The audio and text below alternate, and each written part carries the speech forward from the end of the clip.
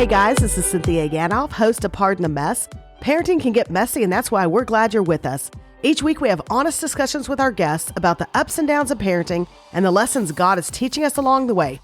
It's fun, it's real, and it's biblical. We put our trust in a God who rescripts our mess into His greater message. That's the best parenting news we could ask for. Join us each week on Pardon the Mess as we walk the parenting road together. Hey guys, it's Cynthia. Welcome to Pardon the Mess. I'm glad you're with us today because we have Matt Chandler with us. Matt is the pastor of the Village Church in Dallas. He's an author, a speaker, a dad, and he has a great word for us on discipleship. And I think this is an important topic always, but especially as we start a new school year, we tend to think about things we want to do differently, things that we can implement with our family. And so discipleship's an important one. Now, sometimes that word can throw us when we're trying to figure out what exactly does it mean to disciple our family, but I love how he says it in his book. He describes discipleship this way. He says, leading your home, doing whatever you can, whenever you can, to help your family become friends and followers of Jesus Christ. And that is a sweet way to say it and a very practical way. He'll talk to us today about modeling it, talking to our kids about our faith, but also the places where we kind of need to give ourselves a break and understand that it's not all completely on us. So it's a good word today with Matt Chandler. This is the podcast you want to hear before school kicks off. I know I needed to hear this. Before we get any further, though, I just want to remind you, if you have not grabbed a copy of our prayer journal, will you stop and do that? There's still time to get it as we kick off right after Labor Day, praying for our kids each week of the school year. I know it's always critical to pray for our kids, but boy, I can't think of a school year where it would be more important for us to be praying for our kids. And so each week we'll pray one attribute of our faith over them, and we'll even have a Monday morning podcast where we'll talk about that. So grab your copy at pardonthemess.org/prayer. pardonthemess.org/prayer. Get a copy for your small group or your friends or even the grandparents in your life to have them praying over your kids. And we will do that together as a community. All right, here we go with Matt Chandler. Hey, Matt, welcome to Pardon the Mess. Thanks for being with us today. Well, man, part of the mess. I feel like I actually am part of the mess. Well, yeah, we're all about keeping it real and being messy. And you're a parent of kids. You know, there's no way to fake it. That's the great equalizer is having kids. So true. So, I am thrilled to have you here because your book, when it came across my desk and it talked about discipleship, I was like, oh, this is a topic that I don't know that we address enough or address well. And those of us that are very active in church as well, maybe don't hear as much as we should about discipleship. And so I just told you even before we started taping how much I loved reading it and learned so much and just convicted in a good, godly way that this is what we're about. This is what we're here to do. So thanks for the book and thanks for spending time with us. Yeah, no, my pleasure. Certainly a passion of mine and of Adam's and of the Village Church. So we're a younger congregation, and we knew we needed to help our parents in particular understand the role that God's designed them to play. And then we needed to come alongside of them and champion them and resource them and listen to them and give them opportunities. And so the book kind of is all of that kind of put in a format for someone to be able to consume. Well, that's a great, and it's a great little gift to all of us to read. But I guess what I would love to start with that I think you speak into well is when you think about discipling your kids, even before you get to what is that and how do you do it, before you even get there, I think automatically you may get this sense as a parent of shame or guilt or like, oh no, I should have been thinking about this, or it's too late, or I'm not on top of it. And so I just wanted you to kick us off by a little encouragement that we can do this. It's not too late and we don't need to feel guilty. Yes. Hey, and first, what a terrible time to try to be a parent without the normal guilt that comes with it. I mean, I don't know about you, but every Instagram post I see, it looks like everybody's kids are perfect. And yes. You grew up eating Fruity Pebbles. There weren't organic Fruity Pebbles. They were just Fruity Pebbles. And drinking Dr. Thunder and not putting on sunscreen. And my parents did the best they could with where they were. And I love the Lord. And yes. The purpose of my life is oriented in direction of delighting in Him and serving Him and having my life wrung out for His glory. And so the pressure to be perfect, as though there were such a thing as a perfect parent, is immense. And so when we talk about these things, I want to make sure no one ever feels shamed or feel guilty, even if they're like, oh my gosh, my kid's 14, they're starting to wild out, and we haven't done any of these things. We tried to write in such a way, and I always want to talk about the things like this with a lot of grace, because, man, if we're honest, there are people that have done everything we're recommending in this book, and a kid just chooses that he doesn't or she doesn't want anything to do with it. And so there are no guarantees. What I'm trying to address is God's call on us as the parents. Yeah. So you can do everything right, if you will, but the child still eventually has to make a decision for themselves.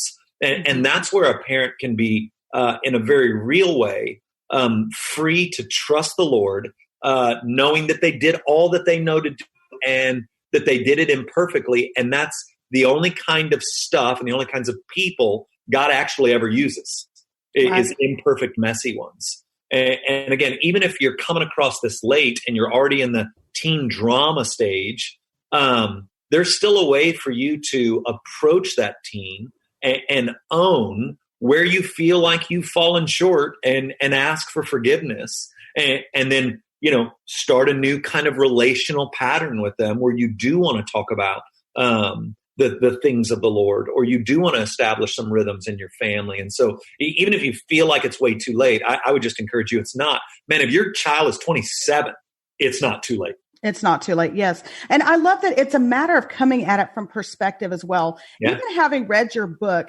last night and this morning, finishing it, and my kids, my older two, got in some sort of argument this morning, and just ugly about something that doesn't even matter. But normally I would have said something to the effect of, you guys work this out, be better than this. This is not what we're about. But then having just read your book, I'm like, no, this is one of those seconds where I can say, listen, what's the Lord about? Why do we live this way? And just speaking what I know, this wasn't some planned, prepped opportunity. And I think you'll get into that, but it's a perspective at coming at things in a little different way. And so, but before we go any further, the other thing that I think is important that you touch on in the book and that we should need to say is we're not talking about salvation here, because obviously we have no control of the salvation and of our kids. We pray, we do all we know, but the Holy Spirit, the Lord changes lives, not us. And so we're talking about when your kids have accepted Christ, or maybe if they're not, you're working them towards that. But we're talking about our responsibility. It's not for their salvation, but just to raise them up in the Lord. That's right. And that's why I wanted to come at it, not as, hey, here's the prize you win if you do these things, but rather, here's the invitation God has extended to you. And in some ways, some commands he's given you. So more than it comes, let me do this so my kid will do this. It's how do I step into what God has asked of me? How do I step into what he designed me to be? And how do I take advantage of this gift that's been given only to me? And what I mean by that is there's no other man on earth that gets to be Audrey's daddy. That's been given to me. There's no other man on earth that gets to be Reed's daddy. That's mine. That God gave that to me. And God gave me sweet Nora to round out my little quiver. And it's been given to me. There are other men in their lives. They're grandfathers. They're men at the church that speak into my son's life, that speak into my daughter's life. And yet it's been given to me. I have a unique authority and a unique ability to bless or curse that's greater than any other man on earth. And so I want to step into that in the ways that the Lord's invited me into for my joy and my own formation. Yeah. Yeah. And so when you talk, that's so good.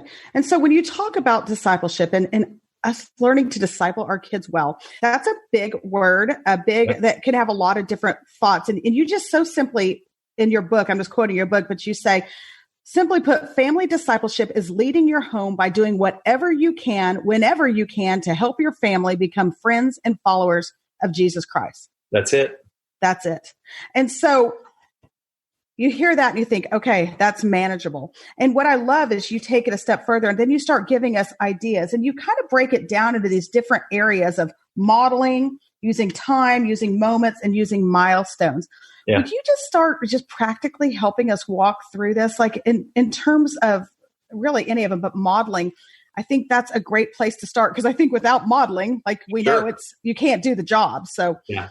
Well, and I would want to just right out of the gate, I think everybody understands the concept of modeling. What I would want to address right out of the gate about modeling is when people think about modeling, they start to feel the pressure of, oh man, I've got to nail this. And yet I think probably the way parents can model best to their kids what it means to be a follower of Jesus Christ is to, when we fall short, when we snap, when we say something unkind to them, when we're short, when we fail as parents, to go to our children and say, hey, that's unacceptable behavior from me. I need you to forgive me. I've sinned against the Lord, but I've also sinned against you. Will you forgive me? And so that moment where most parents won't take that step because there's 1,000 reasons, but modeling isn't perfection. Modeling is owning when you drop the ball, when you fail, when you fall short, owning that before the kid and reminding them that you need Jesus just like they need Jesus. Yeah. And I think that act of humility creates a place of safety for your child to fail when they know mom and dad aren't perfect either. And you're willing to acknowledge that and create this place of safety where you can confess to one another, hey, I've sinned against the Lord. I've sinned against you. Will you forgive me? And so I know even as my kids have gotten older, some of those times when they were younger where I mean, and everybody's been there, I've just long day, stressed out. I'm exhausted. I'm imagining on the way home a scenario that more than likely is not reality. And I walk in and it's not what I wanted it to be. And now I'm short and I'm frustrated. And how many times do I got to tell you to pick up your shoes? And why would I know where your notebook is? I'm not, I don't know. I don't touch your notebook. I certainly don't know where your lunchbox is, and behaved in a way that, if I'm honest, just ungodly. To be able to own that by bedtime and just say, hey, dad should have handled that differently. Dad should have been kinder about that. That was about me. That wasn't about you. Will you forgive me? I think it has made deposits over the years that now that they're 17 and they're 15 and they're 11, I feel safer. And I'm talking about modeling. The last thing I want you to do when you hear modeling is, oh my gosh, I've got to get everything right. I've got to be the perfect Christian parent. Because I think that part of the way you model is you model by owning your shortcomings and failures before God and before others. And so that I would just want to make sure that as people are hearing this and they hear modeling, they don't start to immediately think of all the ways that they're failing. Right. Well, and the other thing is, our kids figure us out fast. They are quick to find the discrepancies in us. And so I love when you talk about some of the little things we do. And I think my husband does this so well too. And you mentioned this, y'all did in the book about just, my husband spends time with the Lord every morning. Usually it's very early before he goes to his firm, but during quarantine, he's here. Yeah. And my kids come downstairs knowing that Dad's probably sitting there reading his Bible. Now, again, not every person that works for everyone, but if we start putting these little routines in for our kids to see, it doesn't mean we're always speaking some truth to them, but we're just showing them. Modeling starts with ourselves. And so I just think that you got to take care of yourself. You've said this, take care of yourself spiritually and do some of those things and put them in place. Then modeling just follows behind. Is that right? That is right. That's absolutely right. And so there are all sorts of little things like even, I know when we pass an accident on the freeway, we'll pray in the car for whoever that is. And those are just little opportunities. And maybe I'm getting ahead of myself because that would be an example also of a moment where you have an opportunity, but that's also modeling, right? Mm-hmm. Or we have an opportunity to pray for somebody. We don't say, hey, we'll pray for you. We actually stop and we do pray. And when people come to our house for dinner, we're asking spiritual questions and we're asking where their heart is with the Lord, and we're ministering at the table. And these are ways that they watch us, that this is kind of that the orbit of our family's life is this man, Jesus, and this message of the gospel and this mission that God's given us. And so but certainly the kids knowing, hey, dad or mom, I know if I go downstairs right now, they're going to be at the kitchen island, they're going to be on their chair, they're going to be wherever. And I might even awkwardly open up their door and find them on their knees. Yeah. Imagine. So, something like that. Yeah. So that kind of modeling is beautiful. You had a good question that and it's funny, I've asked my kids this in the past, before I even read your book, but I've said to them, like, if someone came to you and asked you, what's going to fire your parents up? What are they about? What makes them mad? Yeah. What will they not tolerate? And you kind of put it this way. if someone asked your kids, what's most important to your parents, what would they say?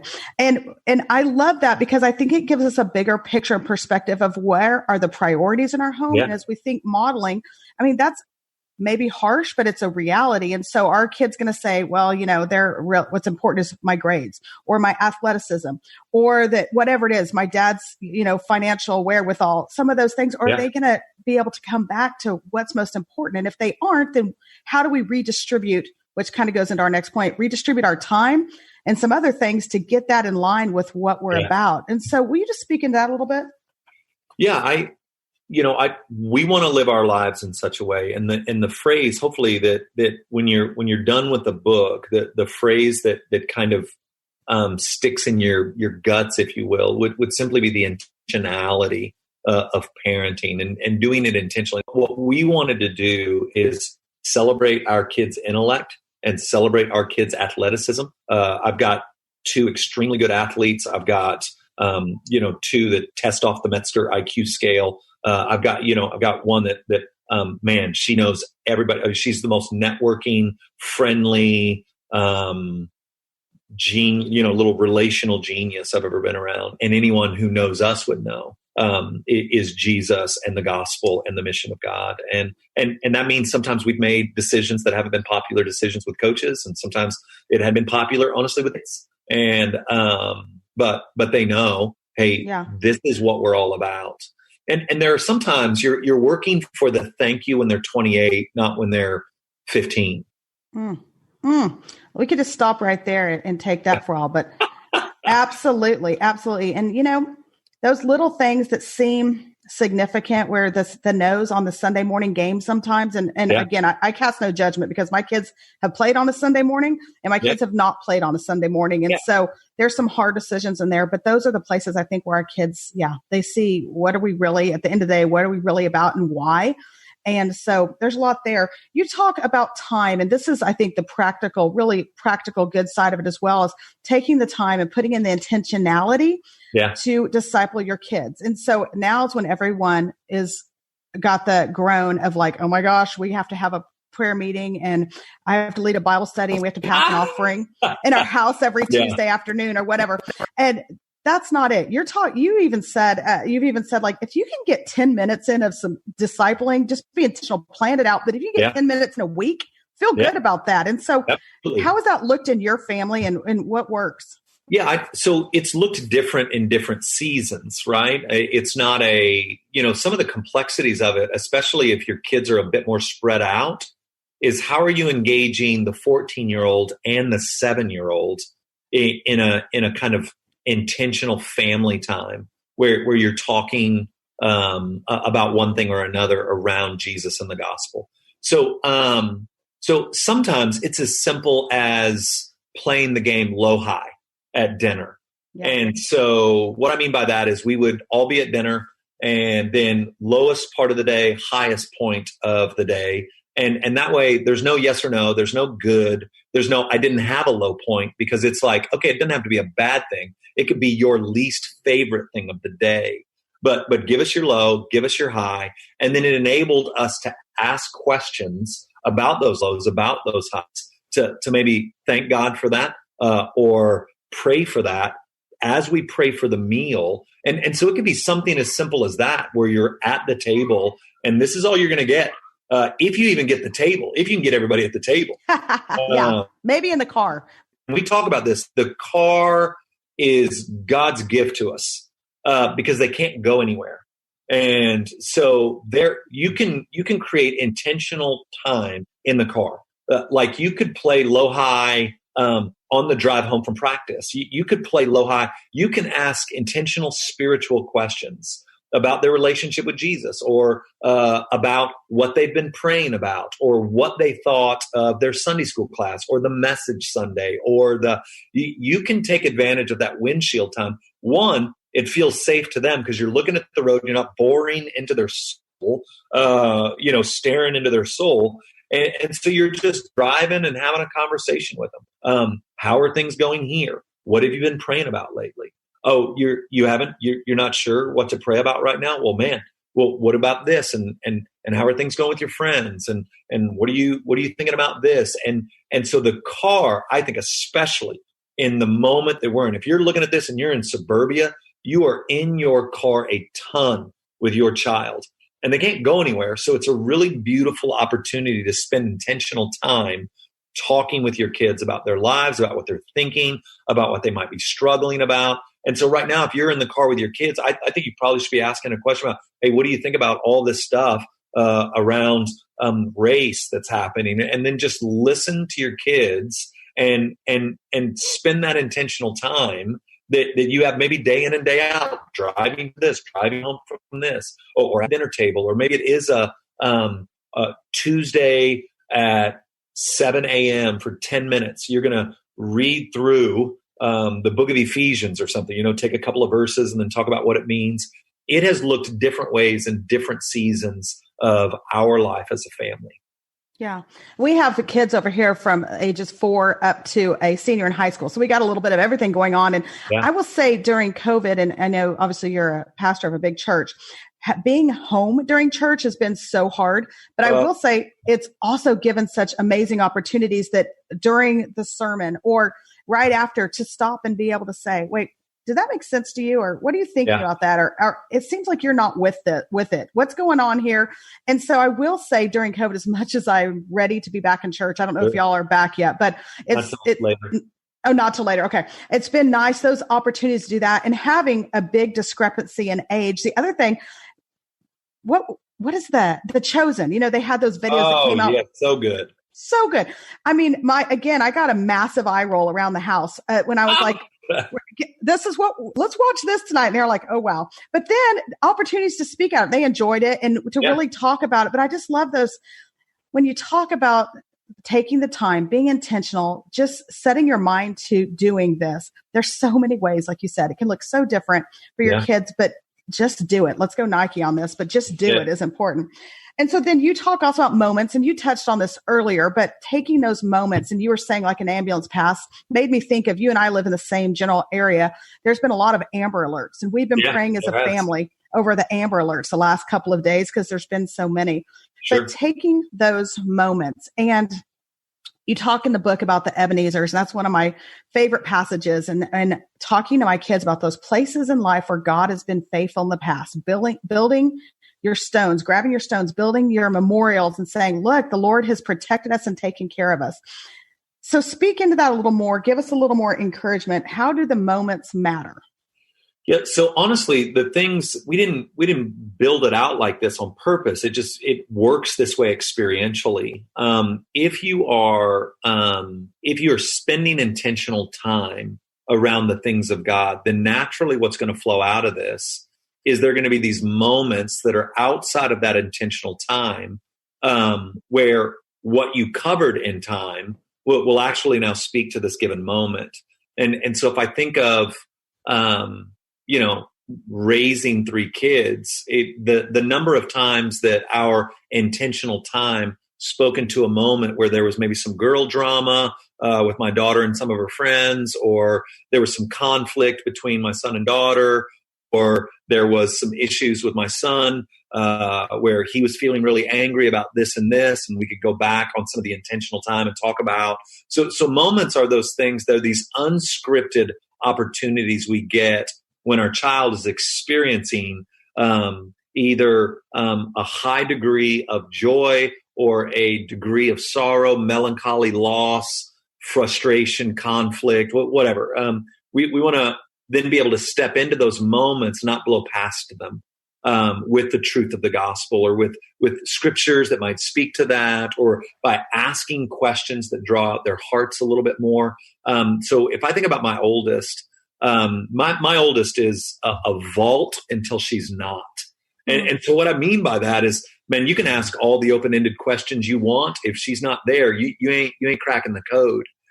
But then all of a sudden, randomly, on a car ride, man, laying in bed at night, and she walks in. Now all of a sudden, her heart is just completely open, and ask her anything. And so the moments are those moments that that are unscripted, where we have the opportunity to step into it. So you were describing a moment just a second ago where here's this conflict in your kitchen this morning. And normally you'd be like, hey, just work this out. But you didn't. What you said instead is, hey, what's going on? Let's think about this. What does the Lord have us in this? What do we know to be true in this moment, right?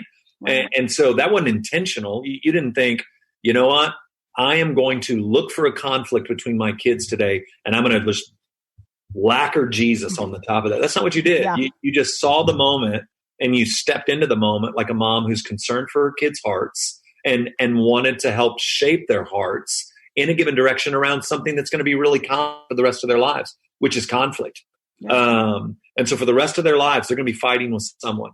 And so how do I help them understand conflict in a way that shapes them towards the image of God? How do I help shape them more into the image of Jesus, and how conflict should healthily function between Christians and not allow them to devolve into this. Yeah. And you took advantage of a moment. So a moment could be that, or it could be, oh my gosh, all my hard work on this test has paid off.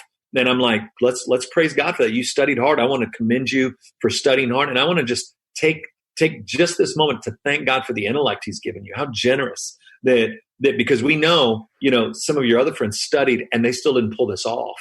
And yet you studied hard and God gave you the intellect. So I don't even want to take the moments on the high end of things to praise effort and then give back praise to the one that gave us the capabilities. And so moments go, like I said, across the spectrum of joy and sorrow, conflict and delight. And it's just these everyday opportunities to step in and speak truth.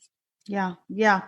And then, so you kind of end the last kind of point that you talk about as milestones, and we won't go into too deep on this because people can read the book, and you've also got some great YouTube sermons that I've listened to as well, speaking to this. But I thought it was interesting. You talked about with milestones, celebrating, but also bringing the Lord into certain things, whether that's their birthday or whatever it may be. But you mentioned like cancer scans for you, having Sure. had cancer in the past. And it made me think in our life, we have dates through foster care when we had some hard hearings where we thought we were going to lose our little boy that's now ours, or even adoption dates. And how important it is to take even those really hard places, maybe especially those hard places like cancer or bankruptcy or whatever it is that you're facing, but that the Lord, what you intended for harm, he uses for good. Yeah. And the places where we can go back to that with our kids. And so I would just love to know how you've done that with your family, and maybe encourage us, instead of wanting to sometimes brush things under the rug so our kids don't ever see suffering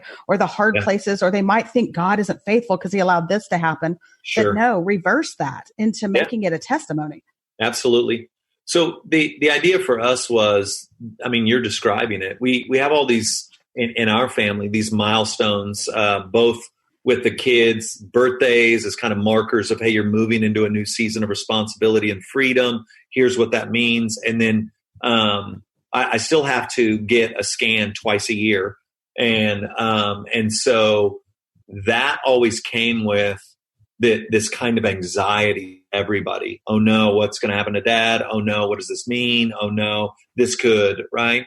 And so what we wanted to do is just be reminded of how good God's been to us, so that scan days always become we're going to go out and celebrate. And on a day, if it ever comes back to be negative, we'll still go back and we'll celebrate, even on a bad scan day, which we haven't had that since the original ones. But to go and celebrate the kindness and goodness of God. Nora was 6 months old when I was told I had 2 months to live. She just turned 11.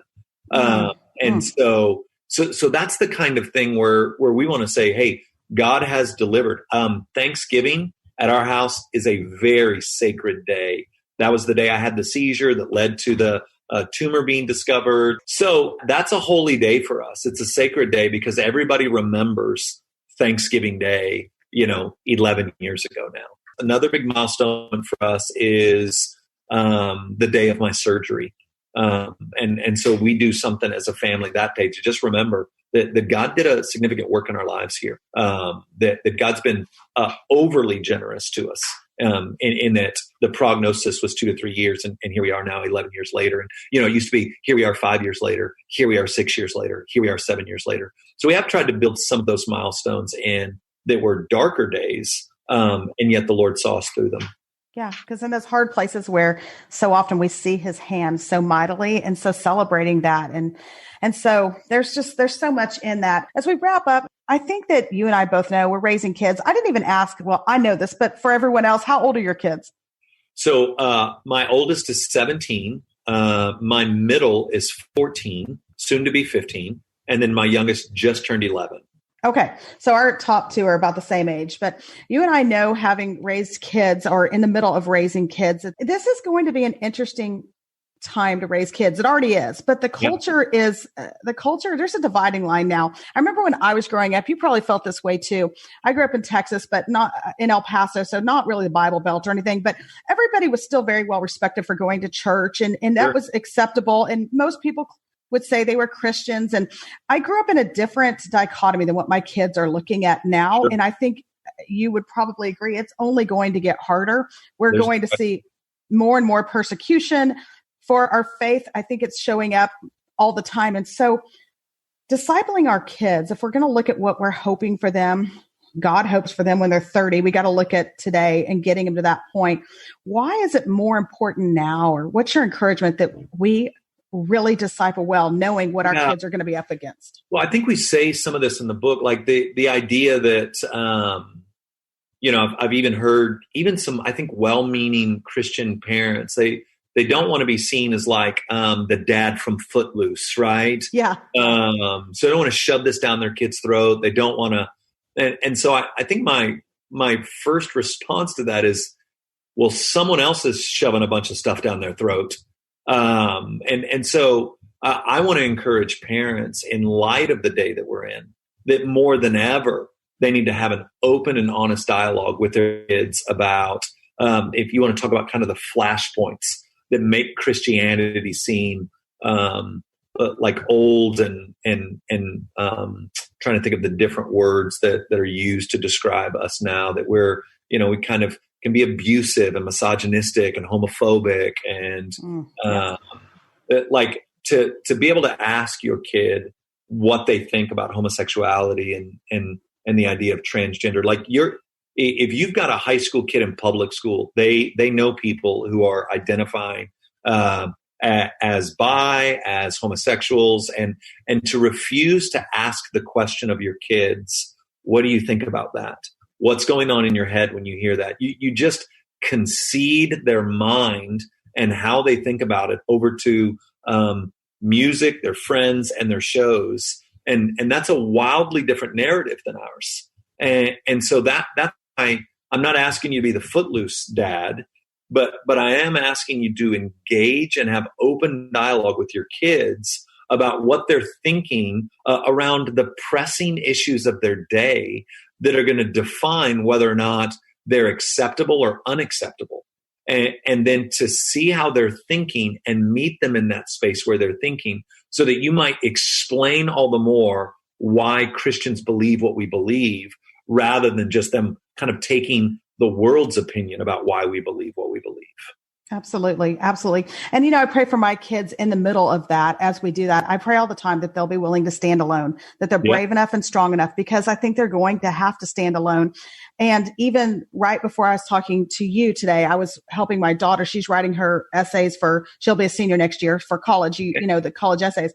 And what she was writing about naturally led in her to what the Lord has spoken into that in her life and scripture. And she said, what do we do about that? And I said, listen, you write what the Lord's done in your life. And if a school keeps you out of their college because of that, you weren't supposed to be there, sister.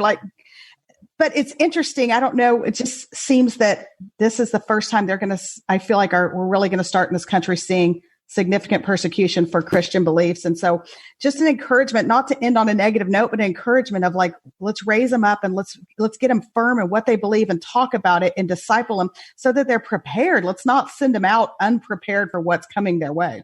Well, and that's, honestly, I think that the biggest task that we've been given is to prepare them to live without needing us.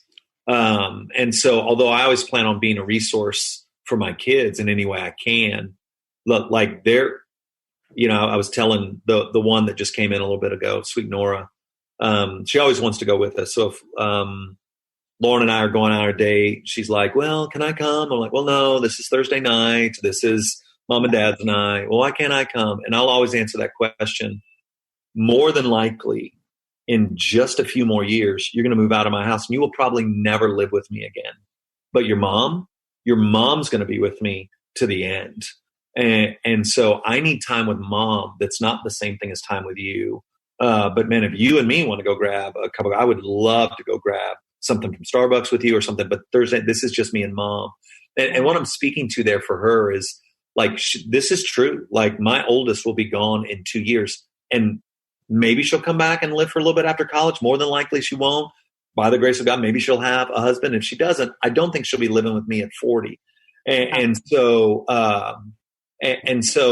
I'm trying to think of, how do I send them out there ready to be out there as best I can? And that means, and that's why I push so much, have these open dialogues with your kids. If you think about the normalization of everything from marijuana to perverse sexual ethics, if you're not helping them understand why we believe what we believe, it will, see, I feel like even with I have underestimated how archaic we would feel to our own kids once they started interacting even with other Christian kids, where we're just a lot more strict on the phone. And so then they think like we're crazy. And I'm like, we're not crazy. And so, like I said this earlier, I want to say it again. What I'm fighting for right now is not for them to think they have the most awesome dad in the world right now. I want them to be really grateful for the dad they had when they're 28.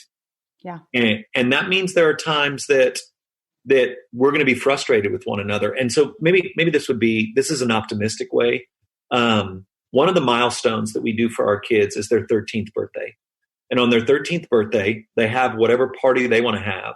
And then we gather. I get to Reed just turned his last birthday. He was 13.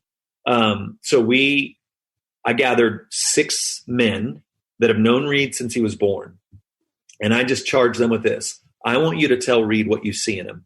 I don't want it to be about his athleticism. I don't want it to be about his smarts. What I want you to see, here's what I see in you. I think God put this in you. And so each of them wrote that out and read that to him in a kind of ceremony we built out. And then I blessed him at the end. And what I've said to each of them is, you're moving into this season where you're not quite a man, or for the girls, you're not quite a woman, but you're going to want the freedoms of being that. And that's going to create some conflict between you and between me. That's going to create some secrets that you want to keep from me. But I want to say tonight that I know that's coming, and I'm for you, and we're for you. And if it needs to be a secret from me, Reed, it doesn't need to be a secret from these brothers right here that are on your team. We know you're going to fail. We know you're going to blow it. But this is what we see in you, brother. You are aggressive and you are kind, and don't let the world make you choose one of those. You can be both of those simultaneously. Then we all laid hands and prayed on him, and then we had him hold out his hands, and then each one of us walked by, put our hands in his, and said, "I'm on your team." And wow. and then Reed was having just some growing up issues a few months ago, and man, I just broke out those letters. And I just handed him that, and I made him stand there and read those letters out loud again. And so that's a way for us to remind him who God's designed him to be, and yet let him live in the world that he's in, while understanding that his identity isn't rooted in his athleticism. It's not rooted in his GPA. It's not rooted in what other people think about him. Because we told him when he was 13 that we see this, God has put this in you, and we're here to help you cultivate it. Because there's a day coming where you're not a football player, and there's a day coming where you're not making grades anymore. And here you'll be. And so that's a way that we've tried to use a milestone to prepare them for what's coming for them. As early as 13, we're saying, this is what we see in you. Here's how we're going to come alongside of you. We're going to hold you accountable to some of these things. And I'm acknowledging we're going to fight, and you're going to be frustrated with me. And here's why, because I'm committed to this end. And then you've got all those letters from people that aren't you, and your letter, that at any given moment, you can just say, hey, go upstairs and read these. Or, hey, stand here and read this one from Trevor Joy. Yeah. Do you still believe that about you?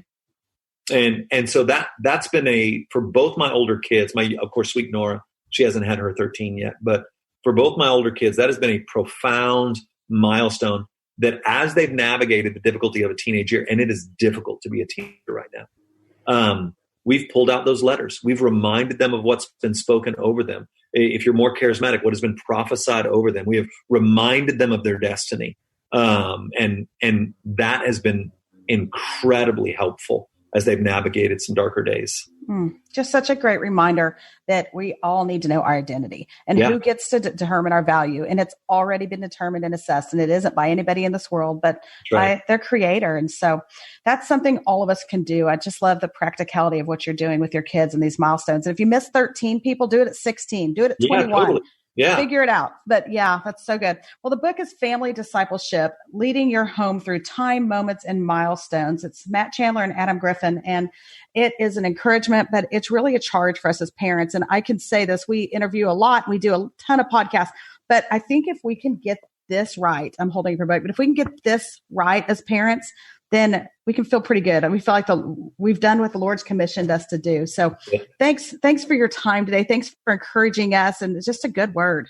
Oh, thank you. It was my pleasure. I hope the book blesses a lot of people. Again, imperfect science, more art than science for sure. But again, I think we just do the best we can with where we are. And we try to write as simple as possible so that anybody, regardless of where they are, even in their own journey with the Lord, super mature or just getting started, would go, okay, I can do this. And that would be, if I've got a parting word, I would just say, listen, you can do this. It doesn't matter what your background was. It doesn't matter if you had terrible abusive parents and you just have no idea. You can do this. God is not asking you to do something He has not empowered you to do and given you the ability to do. You don't need to go get a seminary degree. You don't have to understand and know everything in the Bible. You just need to do these little things that aren't going to add a bunch of time to your life, or you redeem the spaces you're already in. And we tried to write it that way. And so I pray you'd be encouraged, not listen to the lies of the enemy that would have you doing nothing because you believe you have nothing to add.